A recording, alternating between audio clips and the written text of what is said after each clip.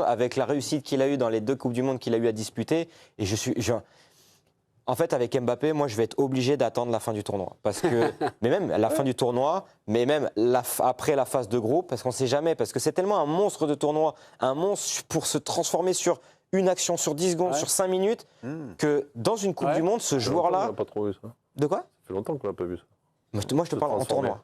Moi, je te parle juste en tournoi. À part l'Euro 2024. Tu parles de Coupe du Monde. Oui. Parce que les 2 euros, tu en peux en parler aussi. Non, mais il a raté ses euros. Il n'y a pas que l'Euro 2024, il y a 2021. Il a raté 2021, il a raté l'Euro 2024. Moi, je trouve que c'est sa Coupe du Monde, c'est sa compétition. Pour moi, Mbappé incarne l'équipe de France en Coupe du Monde depuis donc, là-dessus, il n'y a rien à dire. 2018. Il est présent. Et je n'ai pas envie d'insulter son intelligence sur le fait que je sais qu'il joue énormément sur cette Coupe du Monde. Ah oui, mais et je ne peux pas imaginer Mbappé continuer à faire ce n'importe quoi qu'il fait depuis plusieurs temps en équipe de France et même avec le Real Madrid. Je ne peux pas l'imaginer. Mais s'il le fait, on va Donc sortir tu crois que tous là, les en séquelles. 8 jours, ça va tout changer. Non, mais Ça ne va pas changer, mais je pense que Alors que ça sa fait des manière... années que ça dure. Mais c'est vraiment ce qu'on disait. Mais là où t'as raison, c'est c'est ce qu'on le pied disait, du moi, mur. sur l'intelligence, j'y crois Et profondément. en fait, moi, je trouve que le débat autour de Mbappé, de tout renverser comme ça, par rapport au match contre l'Irlande du Nord et C'est la Côte d'Ivoire, l'effet par rapport à ce qu'on avait dit, d'accumulation. par rapport au Brésil. Rappelez-vous aussi les débats qu'on a eu face au Brésil. On a quand même la mémoire très très courte. Donc j'ai pas envie d'aller dans un côté radical sur Kylian Mbappé. Surtout qu'en plus, on veut lui mettre à sa place Dembélé, qui réussit du feu de Dieu au PSG, mais dans un cadre de club. Et ça, la passerelle club sélection, moi je la trouve hyper dangereuse et hyper délicate. Et Joe, je pense, est beaucoup mieux placé que moi pour en parler. C'est que faire des parallèles entre ce qui se passe en club au quotidien avec un mec qui le voit tous les jours et ce que doit mettre en place Didier Deschamps avec en équipe de France, c'est pas comme en club. En équipe de France, les statuts ils sont là. Enfin, je sais pas si. Donc, mais pour moi, il y a les statuts vous... ils sont là et en fait Dembélé, Donc il là, peut tu gagner sors 3 plus- ballons d'or, tu il peut sors pas. plus Dembélé que Mbappé. Non, moi je replace, mais moi par rapport à la question, je ne le mets pas sur le banc. Mbappé, Dembélé, je teste, mais moi j'ai aucune garantie que Dembélé va mettre tous les buts non plus devant. Est-ce que quand il va courir, Dembélé comme il le fait comme au Paris Saint-Germain, est-ce que ça va pas non plus ouvrir en deux l'équipe de France? Parce que ce qui se passe derrière, c'est pas comme au Paris Saint-Germain. Il y a plein de... C'est tellement délicat. Il faut rappeler le contexte des Coupes du Monde et le contexte de pourquoi Mbappé s'est mis à jouer avant-centre. Les Coupes du Monde 2018, il est dans un registre vraiment de profondeur, il attaque les espaces d'équipe, il joue à droite. En 2022, il joue à gauche, parce qu'il y a Giroud. Et donc en fait, il est dans l'axe parce que Deschamps, dans l'équilibre de son équipe, il faisait jouer Rabiot sur la gauche pour équilibrer, etc. Mais dans l'équilibre de son équipe, il a besoin d'avoir Doué et Olysée, qui sont les joueurs avec la plus grosse VMA et qui sont le plus capables de faire les efforts, sur les côtés. Et Mbappé, mécaniquement, il se retrouve dans l'axe, comme c'est le cas aussi en club, parce que tous ces entraîneurs se sont rendus compte que c'était là où il était le moins dangereux sans le ballon. Sauf que Mbappé, Dembélé en soutien ou Mbappé en soutien, ça fonctionne pas. Non, mais Ça fonctionnait pas Les au deux Paris se Saint-Germain non partagent plus. l'axe sans savoir qui Et y ça, je suis va d'accord avec toi. et les deux décrochent. Mais la solution ne peut venir que de Mbappé et de sa remise en question. Exactement. Moi, je pense, je suis pour le replacement et pas le remplacement. Je suis comme vous tous. Pour l'excentrer. Mais le replacement, si il a le déclic dans sa tête et que il se remet à jouer dans son registre. Mais si on part du principe- Nico en parle sans arrêt, son registre, c'est quand Olysée a la balle, cours tout Oui, c'est droit, ça, c'est vas-y, t'es le mec le plus rapide du monde. Olysée, il va te mettre le ballon dans les pieds à chaque fois. Donc vas-y en fait. Et là, la problématique que j'ai, c'est qu'on avait Dembélé qui jouait dans un rôle un peu de 10, faux 9, etc. Enfin, plutôt 10 sous Mbappé. Et on s'est retrouvé avec Mbappé qui décrochait tellement qu'il a touché 2 fois plus de ballons que Dembélé. Donc Et le ça, c'est pas replacement, normal. Parce que Dembélé, pour vous, c'est où? À le gauche. remplacement, c'est à gauche. Donc à gauche. Donc moi, je pense que si tu le replaces à gauche, tu joues plus en 4-2-3. Hein. Non. T'es en fini. 4-3-3 avec Tu joues Doué en 4-3-3 avec avec Doué. Doué. Donc Avec encore Rabiot une derrière fois, lui. Et Doué au milieu de terrain. Tu t'adaptes. non mais encore une fois, ça fait t'adaptes 1 pour an un et mec demi qui- qu'un ouais. sélectionneur essaye de mettre un système en place. Et si on le replace, il faut tout rechanger en fait.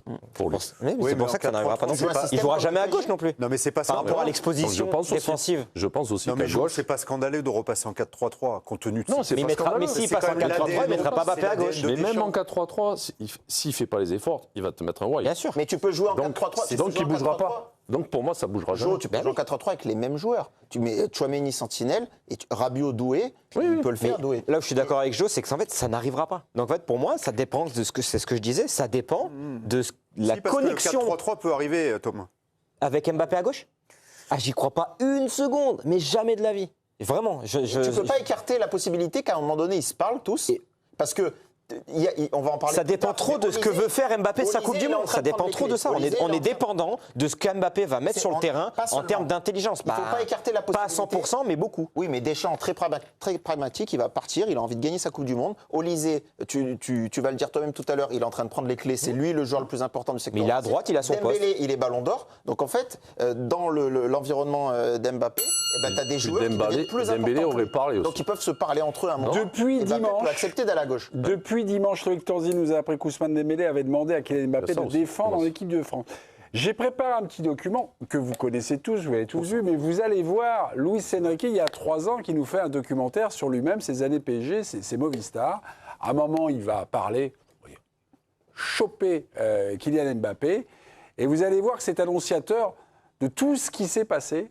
C'est un document tellement important qu'on va vous le diffuser juste après la fin. Retour sur le plateau. Chose première, chose dit. Donc, recitons tout ça. Depuis dimanche, Tanzi, Joris Lekit, nous a appris qu'Ousmane Dembélé a parlé à Kylian Mbappé en disant « Mon coco, vas-y, mets-toi au boulot, défends un peu plus ».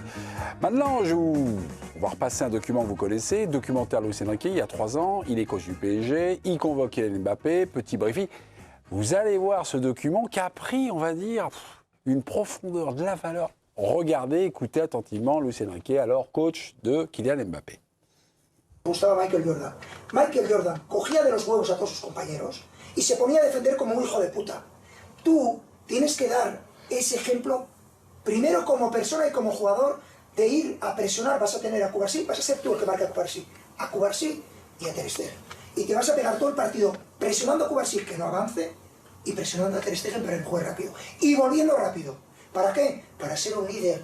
Porque tú piensas como que tú nos tienes que marcar los goles. Claro, tú eres un fenómeno, un top mundial, ninguna duda. Pero yo, no me vale eso. Un líder de verdad es que cuando no nos puedes ayudar con los goles, porque el otro día tenías a 2 jugadores de alto nivel para ti y no puedes ayudarnos, tú nos ayudas en todo lo defensivo.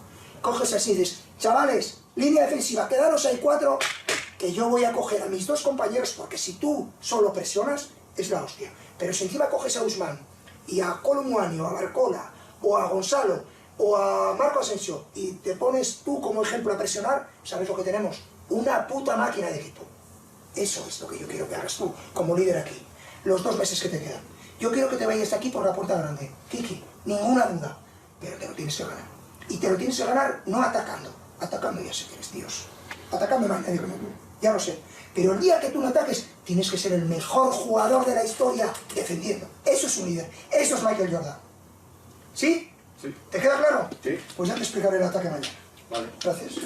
3 ans plus tard. Exceptionnel. C'est exceptionnel ce truc. Non, mais c'est une archive qui est à la fois captivante, accablante pour le suite. Tu vois, on dit que Dembélé lui demande de faire un peu plus d'efforts. 3 ans plus tard, il lui demande.